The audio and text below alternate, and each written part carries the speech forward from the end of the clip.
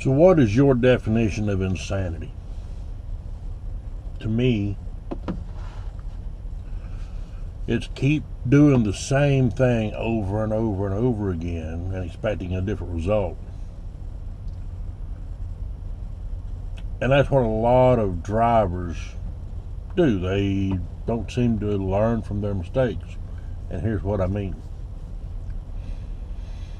You take a, I'm watching the guy back in over here while I'm doing this. You take a load that, let's say that they tell you it's paying $2 a mile, and you jump on it. But you do that without knowing what your costs are. So you deadhead when you're running empty, that costs you money. Your time, your vehicle, wear and tear on it, the maintenance, the truck payments, all of this costs money. And you have to factor that in to your operating costs, which means you have to factor that in on what you can afford to take a load for. So if a load is paying you $2 a mile gross, but by the time you factor in your truck payment, your maintenance costs, your insurance, all your insurances, being able to pay yourself a living wage, well, let's say all of that's going to cost you $1.60 a mile on average. You're really not making anything. You know, you're running for 40 cents a mile. How are you going to have a profitable business when you're running on 40 cents a mile? Something to think about. The way I do it is every 60 to 90 days, I want to go back and look at what is my fuel cost on average, because it's constantly changing. So what does it cost me on average over the course of the last 60 days, last 90 days? What does my insurance cost? What's my maintenance cost run for that last 60 or 90 day time frame? And you have to average all of that out and then divide that by how many miles you've covered over that last 60 to 90 days. And that'll give you a good indication of what your actual operating costs are. And that's before you pay yourself. You know, people ask, can a truck driver make $100,000 a year?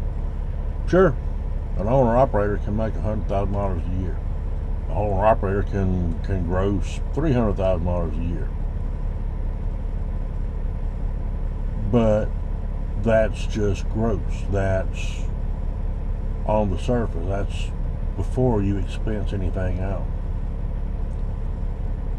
You know, ProDriverTools.com is building tools that can help you break all of this down, help you determine what your costs actually are, and hopefully help you become profitable or more profitable. Justin over at Just Trucking is always saying know your worth, and I totally agree with that. You have to know what you're worth. If you don't look out for your own bottom line, who's going to? You're not out here doing this just for the thrill of it. When you're sitting waiting to be loaded for hours on end, you're waiting to be unloaded or whatever the case may be, all of that costs you money. You know, we all have a specific amount of time on this earth, and we need to maximize it. If you're sitting waiting to be loaded or unloaded, that's time wasted that you could be making money. So you need to be compensated. And whenever a lot of these brokers want to pay you a maximum of 4 hours of detention time, but you're stuck for 9 hours or 12 hours or 6 hours or even longer in some cases, who's going to pay you for that time? You know, you can't possibly factor all of that in whenever you're pricing a load.